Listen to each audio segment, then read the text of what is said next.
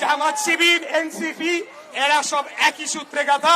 তারা চায় না বাংলাদেশে একটা স্বাভাবিক সুস্থ নিরাপদ পরিবেশ বজায় থাকুক, যাতে করে তারা বলতে পারে নির্বাচনের পরিবেশ নাই, এবং আমরা যখনই কোনো ঘটনা ঘটে তারপরেই তাদের পাতি নেতাদের মুখে এগুলা শুনতে পাই।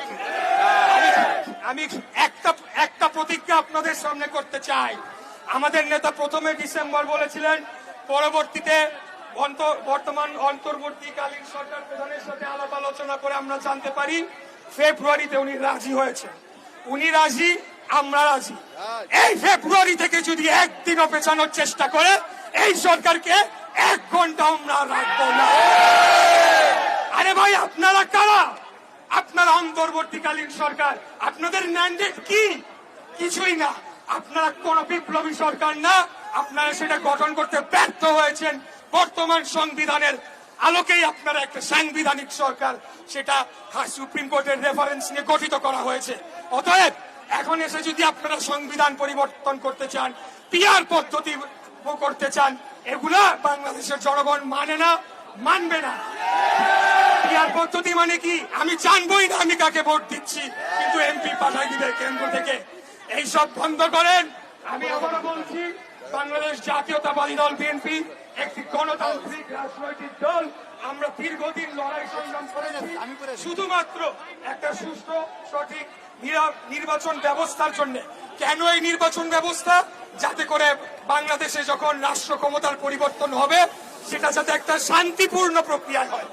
এই শান্তির জন্য আমরা লড়াই করেছি, সংগ্রাম করেছি।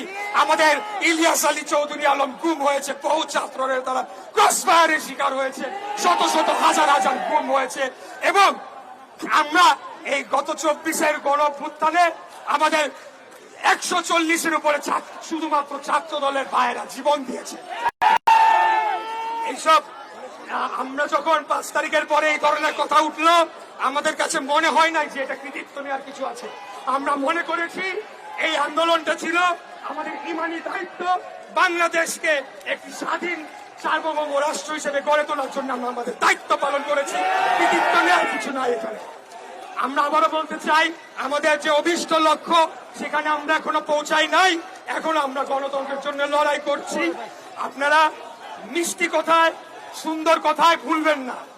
আপনারা দেখছেন প্রতিনিয়ত নতুন নতুন ঘটনা তৈরি করা হচ্ছে, দেশকে অস্থিতিশীল করা হচ্ছে। নিক ফোর্ডের ঘটনাটা একটা বিচ্ছিন্ন ঘটনা, একটা ব্যবসায়িক দ্বন্দ্ব, কিন্তু সাথে সাথে এই জামাতের নেতারা কি করলো?